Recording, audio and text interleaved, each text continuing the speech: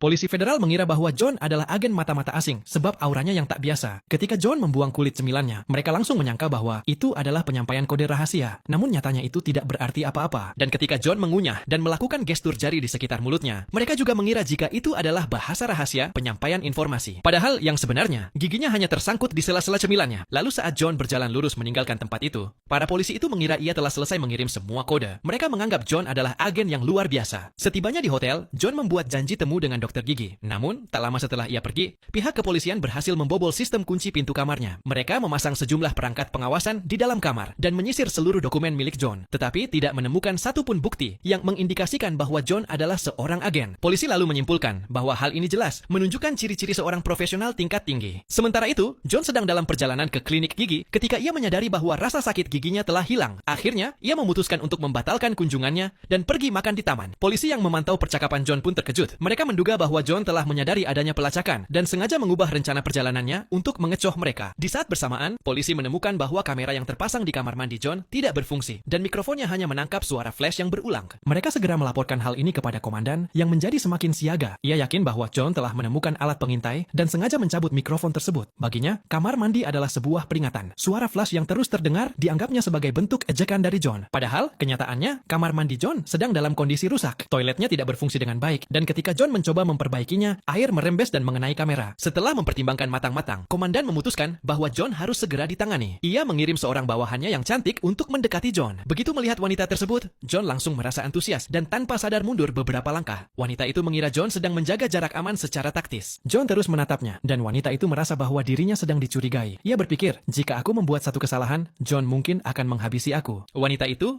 lalu mengundang John ke rumahnya pada malam hari. Tanpa pikir panjang, John menyetujui undangan tersebut dan pergi ke rumahnya. Wanita itu mengenakan pakaian yang semakin mempertegas daya tariknya. John begitu terpukau hingga hampir kehilangan kesadaran. Kemudian, wanita itu berganti pakaian yang lebih longgar. Di baliknya tersembunyi beberapa senjata. Namun, ia tidak langsung menggunakannya. Pertama-tama, ia menyuguhkan makanan yang telah dibubuhi obat bius kepada John. Lalu, ia memeluknya dengan manis dan membujuknya untuk makan. Akan tetapi, John begitu terpesona oleh kecantikannya hingga ia lupa bahwa seharusnya ia makan. Wanita itu langsung curiga. Ia mengira John telah mengetahui seluruh rencananya.